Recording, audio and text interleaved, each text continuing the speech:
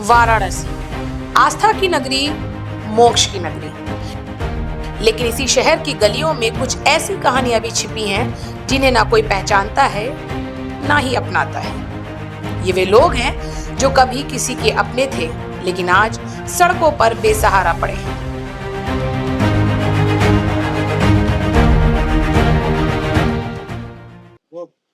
नमस्कार, आज हम आए हैं वाराणसी, काशी, भोलेनाथ की नगरी, जिसे मोक्ष की नगरी भी कहा जाता है। लेकिन वाराणसी की इन गलियों में कुछ ऐसी कहानियां भी हैं जिन्हें ना कोई पहचानता है ना कोई अपनाता है।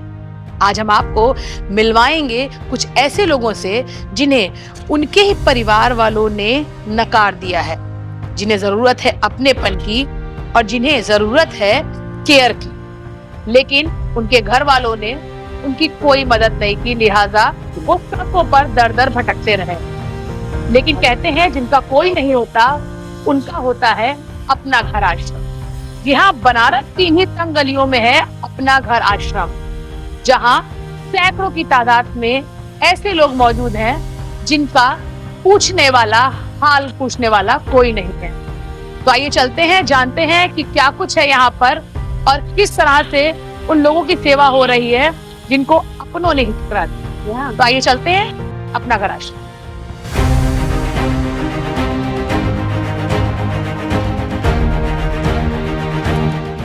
कोई मानसिक रूप से अस्वस्थ, कोई परिवार से बिछड़ा हुआ, तो कोई जिंदगी की मार से टूट चुका। लेकिन इसी अंधेरे के बीच एक जगह है जहां इन्हें सिर्फ सहारा नहीं, नई जिंदगी मिलती है। यह है अपना घर आश्रम, जहां लावारिस नहीं, अपना कहकर बुलाया जाता है। सबसे पहले तो आप सभी को सादर अभिनंदन है अपना घर आश्रम की ओर से, डॉक्टर कात्यायनी का। अपना घर आश्रम एक विचारधारा है जिसके कोई भी व्यक्ति सड़क पे बिना भोजन के, बिना वस्त्र के और बिना दवाओं के अपना दम न तोड़े। हमारा एक प्रयास है कि सभी को एक नॉर्मल जिंदगी मिले। जो लोग सड़क पे पड़े होते हैं, तो आपने देखा होगा, उनको ही हम लाके उनकी सेवा करते हैं और हम प्रयास करते हैं कि जितना हम मैक्सिमम उनके लिए कर सकें। इस समय आश्रम में 521 प्रभु जी अपनी सेवाएं। अच्छा कात्यायनी जी, किस किस तरह के लोगों को आप यहाँ लाती हैं आश्रम में, उनको जगह देती हैं? कैसे कैसे लोग यहाँ पर रहते हैं? हर तरह के जो व्यक्ति है जो लावारिस है, जिनका कोई नहीं है, और उनको हमने एक घर देने का प्रयास किया कि उन्हें ये महसूस न हो कि हमारा घर नहीं है, ये किसी का अपना था। तो क्या आपका किस तरह से पूरा प्रोसेस होता है जब किसी लावारिस को, किसी ऐसे व्यक्ति को आप सड़कों पर देखती हैं जो बहुत ही दुखदायी अवस्था में होता है, तो कैसे आपका पूरा ये फंक्शन? हमारे हॉटलाइन नंबर्स हैं, आप या कोई भी उन्हें देखे तो हमारी तुरंत गाड़ी जाती है, उन्हें ले आती है, एम्बुलेंस से हम लोग ले आते हैं उन्हें। और सबसे पहले लाते के साथ उनकी हमने प्राइमरी जो जांच होती है वो कर लेते हैं। उसके बाद उनको नहला धुला के तैयार करके उनको भोजन कराते हैं। तो बाकी आप आगे चलिए, देखते हैं हम लोग कैसे उनके लिए। एक यहाँ पर एक बहुत अच्छी चीज़, जब हम आश्रम में आए, दो चीज़ें बहुत अच्छी हमने नोट की कि यहाँ पर जितने भी, जो कि अभी कात्यायनी जी भी बता रही थी, बेसहारा लोग आते हैं, उनको बेसहारा नहीं कहा जाता है, क्योंकि यहाँ पर उनको सहारा मिला। और यहाँ पर जो उनको नाम की संज्ञा दी जाती है वो है प्रभु जी। सही कह रही हूँ मैं कात्यायनी जी? बिल्कुल सही है। तो उनको प्रभु जी कहकर बुलाया जाता है ताकि कोई भी व्यक्ति यहाँ पर जो आया है वो हीन भावना का शिकार ना हो। इसके साथ ही साथ इस पूरे आश्रम को चलाने की जाहिर सी बात है, जब सैकड़ों की तादाद में यहाँ पर लोग हैं तो राशन की भी ज़रूरत होती है, ज़रूरी सामान की भी ज़रूरत होती है।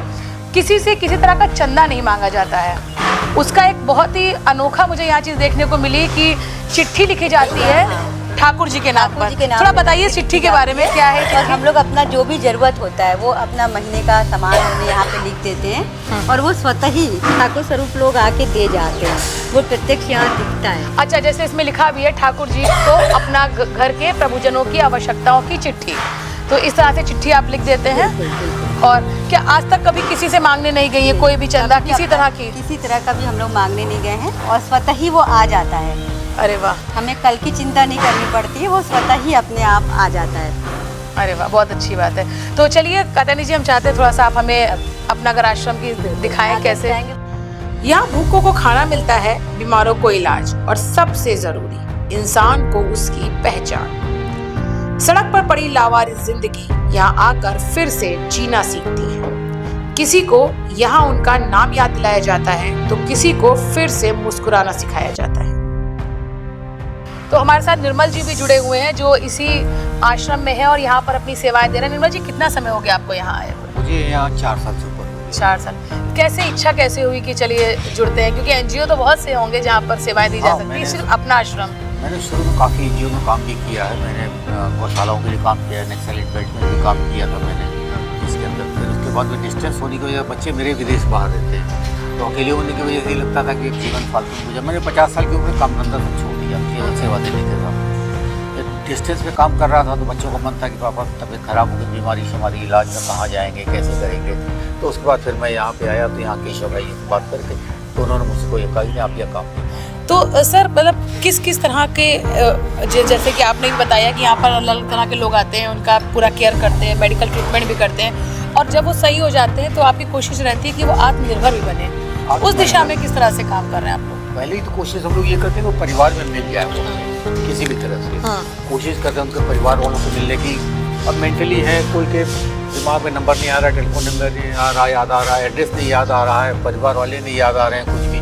तो वो कोशिश करते हैं, ट्रीटमेंट चलता रहता है साथ साथ में, उनका इलाज चलता रहता है साथ में। और उसमें क्या है कि जो बहुत से लोग ठीक होते हैं, थोड़ा सा भी जैसे दवा इलाज हो रहा उसके अंदर तो कुछ भी याद आ गया तो मैं कोशिश ये करते हैं, नंबर याद आ गया, कुछ भी आ गया उसको लोग नोट कर लेते हैं। अच्छा। और नोट करने के बाद उसका बाद उसको फोन मिला के उनके परिवार से बात करते हैं। अच्छा। कि वो किस वजह से छोड़ा हुआ, अगर उनका नंबर सही मिल गया, प्राय होता है कि नंबर मिल अच्छा, ये जाता है। बताइए कभी ऐसा कोई केस आया है कि ठीक हो गया है, यहाँ पर कोई आया व्यक्ति, उसके बाद आपने परिवार वालों से कांटेक्ट किया, परिवार वालों ने अपनाने से ही मना कर दिया? बहुत केसेस हैं, आधे ज़्यादा तो वही केसेस हैं जिनको परिवार नहीं रखना चाह रहा है। मैं यहीं पे गया था, संकट मोचन पे गया था, एक बंगाली परिवार था, वो समृद्ध आदमी है, 3 तले का मकान है, LIC में सीनियर आदमी है, और मैं बच्चे ने मुझे एड्रेस बताया, मैं लेके चला गया। वो एड्रेस पहले कितना बड़ा वो था व्यक्ति जिसको? लड़का रहा होगा 25-26 साल का। अरे। और थोड़ा सा हल्का से मेंटल था वो। तो उसके परिवार में लेके गया तो पहले तो उनकी माएँ थी अंदर, तो चाची थी और माँ थी, और दोनों दरवाजे नहीं खोला। उस लड़के को, बच्चे को पता था कि बगल में छोटा दरवाजा, उसने थोड़ा दरवाजा खोल दिया। हम लोग अंदर चले गए घर के अंदर, तो बेटे की माँ थी तो दही तो रहता ही है, थोड़ा सा उसको देख के थोड़ा राजी भी हुई। लेकिन उनके किसी परिवार में ताऊ या चाचा कोई रहते हैं जो उनको पाल रहे थे, वो बेहद नाराज थे। और उन्होंने क्या किया कि उसके अंदर वो ऊपर कैमरे से देख रहे थे और वहाँ अपने चेम्बर में बैठे थे, देख के बहुत तेज नाराज हुए, बिगड़ गए। कैसे आ गया अंदर? आप वहाँ चलिए, आप बिल्कुल बताइए, अंदर नहीं जाइए, नहीं लिया। एक मुस्लिम लड़की थी, यंग लड़की है, एकदम खुश हो। अच्छा, महिलाएं भी यहाँ पर हैं? हाँ, हमारे यहाँ 200 से ऊपर महिलाएं हैं। अच्छा। 250 महिलाएं हैं। और उसमें भाई लेके गए, उनको घर का पता लग गया, मुस्लिम बस्ती में लेके गए। उनके परिवार में भाई वगैरह सब किसी ने लिया नहीं, रखा ही नहीं किसी ने, वापस लिया। और हम लोग सड़क पे लावारिस नहीं छोड़ सकते किसी को। अच्छा, जब ऐसी कंडीशन आ गई कि परिवार वाले मना करे, तब आप लोग का अगला स्टेप होता है कि उनको इंडिपेंडेंट बनाया जाए? हाँ, तब फिर उसके बाद यहाँ लाके उनको काम वाम सिखाते हैं।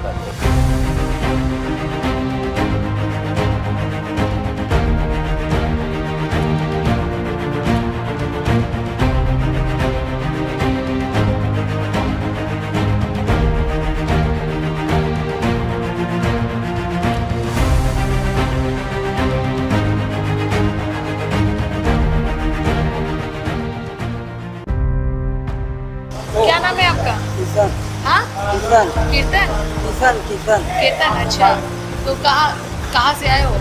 हम आए पड़ाव पे। अच्छा, यहाँ कब से रह रहे हो? कीर्तन यहाँ हो गया 1 साल हो गया। 1 साल हो गया है। फोन से बात हुआ था, मम्मी पापा कहे तुम इसी में रहो तो तुम सही हो जाओगे तो हम तुम्हें आएंगे लेने। क्या करते थे? सोल्यूशन पीते थे। हाँ? सोल्यूशन ये क्या होता है? टायर में कौन पंचर बना। अच्छा, उसको पीते थे, फिर अच्छा लगता था? अच्छा नहीं लगता था। फिर क्यों पीते थे? अच्छा नहीं लगता था? हाँ? ऐसा ही पीते, जोर से बोलो। ऐसा ही पीते थे। अच्छा लगता होगा तभी तो पीते थे। चलिए, कुछ और लोग भी हैं यहाँ पर, देखिए सब लोग हैं। हम चाहेंगे एक बार इन लोगों से बात की जाए। और ये देखिए, बात आपकी इसलिए करवा रही हूँ कि आप लोग ये चीज़। अच्छा, कौन है ये? छोटे भाई हम। अच्छा, गुड्डू जी, बताइए, यहाँ मजा आ रहा है? अच्छा लग रहा है? तो देखिए, इतना अच्छा माहौल है और इन लोग के चेहरे की हंसी भी बता रही है कि कितने खुश हैं और यहाँ आके उनको कितना सुरक्षित महसूस हो रहा है। आप बताइए, कितने साल से यहाँ? जी अभी मैडम 10-15 दिन हुआ। 10-15 दिन अभी अभी आए हैं। कहाँ थे आप, कहाँ से आपको मिले यहाँ?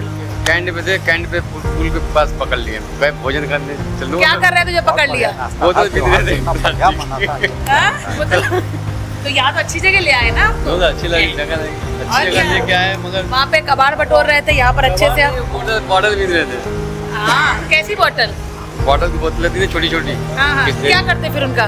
वो बेचते थे, क्या नाम, 20-30 रुपए बोतल बेचते। देखिए, बहुत अच्छी बात लिखी है, सेवा ही जीवन है। वाकई में ये सच है कि सेवा ही जीवन है, और वो भी जब ऐसे लोगों की सेवा की जाए जिन्हें समाज भी नहीं पूछ रहा है, समाज छोड़िए परिवार ही नहीं पूछ रहा है। सही कह रही हो सर? ये बहुत से परिवार हमारे तो इसमें काफ़ी लोग ऐसे हैं जिनके परिवार नहीं रखना चाहता है, नहीं संभालना चाहता। बाप है तो बेटा नहीं रखना चाहता, बेटा है तो बाप नहीं रखना चाहता है। ज़्यादा सा बीमारी है, कुछ भी है तो उसको पालना ही नहीं चाहता है। क्या कर रहे हैं आप? क्या नाम क्या है आपका? विद्याशंकर तिवारी। विद्या जी, कितने समय से यहाँ हैं? हो गया लगभग 8 महीना। 8 महीने हो गए। कर क्या रहे हैं आप? मशीन रख? ये जैसे फटे हुए कपड़े जितने प्रभु जी फाड़ते हैं ना, ये सबको रिपेयरिंग करता हूँ। ओह, एक दिन में कितने रिपेयरिंग कर लेते होंगे? 15-20 जितने आते हैं। अच्छा। इस आश्रम में सिर्फ पुरुष ही नहीं, बड़ी संख्या में महिलाएं भी रहती हैं। ये वो महिलाएं जो कभी किसी की बेटी थी, किसी की पत्नी थी, लेकिन हालात ने उन्हें आज बेघर कर दिया। किसी ने घरेलू हिंसा झेली तो कोई मानसिक बीमारी के कारण परिवार से दूर हो गई, और कुछ को तो उनके अपनों ने ही छोड़ दिया। परिवार की याद आती है आपको? ये तो याद का है। तबीयत खराब होता है तो दवाई मिल जाता है। यहाँ अच्छा लग रहा है क्या चाहिए आपको? अच्छा चाहिए। कितने साल की होंगी माता जी? ऐसे कम से कम 75 इयर्स की तो होगी। अच्छा। और ये यहाँ 5 साल से है। अच्छा। तो किस किस उम्र की महिलाएं यहाँ पर हैं और किस किस अवस्था की महिलाएं यहाँ पर हैं? मेरे पास 18 के बाद मतलब रोड पे जो मिलती हैं हम लोग ले आते हैं। 18 प्लस में जितनी जाए। वो माता जी हैं, एक माता जी 104 साल की हैं। चलिए आइए। अच्छा, वो लेटी हुई है? हाँ। अच्छा, तो 104 साल की महिला भी यहाँ पर है, और सबसे कम उम्र की मुझे लग रहा है रिया बच्ची रिया है। बच्ची है। महज 3 साल की रिया, जिसे इस उम्र में पिता का साया और परिवार का साथ चाहिए था, वो आज इस आश्रम में अपनी माँ के साथ अकेले रहने पर मजबूर है, क्योंकि उसके पिता ने माँ को अपनाने से मना कर दिया। रिया की माँ अपना आश्रम की टीम को सड़क पर बेसहारा मिली थी, वो इसे अपने साथ ले आए, और अब रिया और उसकी माँ इसी आश्रम में रहती हैं। मेरे गोद में जो बच्ची है इसका नाम रिया है, और ये भी यही इसी आश्रम में है। दरअसल रिया अपनी माँ के साथ इस आश्रम में आई थी, और रिया की माँ और रिया एक सड़क के किनारे जो आश्रम के लोग हैं उनको मिले, और उसके बाद वो लोग यहाँ आश्रम में ले आए। अब रिया की माँ और रिया दोनों यहाँ हैं। मम्मी है? तो ये रिया आपकी बेटी है? तो कहाँ मिली थी आप इन लोगों को? इधर में आई। हाँ? छिलाम दिया, रास्ता में छिलाम दिया। अच्छा, कहीं रास्ते में मिली आप? तो यहाँ कब से हैं? यहाँ बोलो तो 6 महीने। कौन कौन घर में कौन कौन है आपके? पापा अच्छे, मम्मी अच्छे। अच्छा, इनके रिया के पापा हैं? तो वो नहीं आते मिलने आपसे? नहीं आते? दूसरी शादी कर ली है वो? अच्छा, तो आप लोगों को क्या छोड़ दिया था उन्होंने? छोड़ दिया रास्ता में छिलाम। अच्छा, देखिए, चूँकि ये व्यक्तिगत मामला है तो बहुत ज़्यादा हम नहीं पूछेंगे, लेकिन हाँ, जो उनकी स्थिति है वो ये बता रही है कि शायद वो इस स्थिति में नहीं थी, या उनके परिवार वालों ने उनको उस स्थिति में नहीं रखा कि वो अपने परिवार के साथ रहे, और यही वजह है कि अपना घर आश्रम ने उनको आश्रय दिया।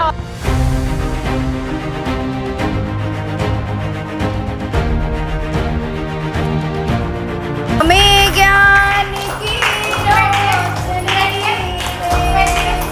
इतनी शक्ति हमें देना दाता, मन का विश्वास कमज़ोर होना। जी हाँ, बहुत गहराई है इन लाइनों में, जो ये सिखाती है कि ईश्वर इतनी शक्ति दे इन महिलाओं को, यहाँ इस आश्रम में रहने वाले हर व्यक्ति को, कि उनकी ज़िंदगी में चाहे कितना भी अंधियारा आया हो, कितने भी कष्ट आए हों, वो उन सबको भूल के आगे बढ़े अपने जीवन में, और जिस ज़िंदगी को वो भूल गई थी वो ज़िंदगी दोबारा वो उस ज़िंदगी को दोबारा जिए, और जिस अंधकार में वो जी रही थी वो अंधकार मिट के अब उजाले में तब्दील हो। और बिल्कुल मुझे ये कहने में कोई अतिशयोक्ति नहीं होगी कि ये महिलाएं इस समय जिस जगह हैं, जिस अवस्था में हैं, ये इनके लिए किसी उजियारे से कम नहीं है। रिया की माँ जैसी कई और महिलाएं भी इसी आश्रम का हिस्सा हैं। कुछ तो उम्र की ऐसी दहलीज पर खड़ी हैं जहां परिवार और अपनों का साथ सबसे जरूरी होता है। जीवन में सबसे ज्यादा जरूरी क्या है बताइए? जीवन में सबसे ज्यादा जरूरी क्या है? सबसे जरूरी है शांति। हाँ, शांति मिलना माँ तो सब कुछ मिल जाता है। हाँ। शांति रहे तो अब ना, आपको बस कितना पैसा रहे, कितना खाना रहे, कि आपका मन में शांति नहीं है तो उसमें की क्या फायदा होता है? आपको मिली यहाँ आश्रम में आके शांति? हाँ, वही तो है, बाबा को बताइए। हाँ। अब खूब शांति है यहाँ। कहाँ से आई हैं आप? कहाँ से आई हैं? कलकत्ता से।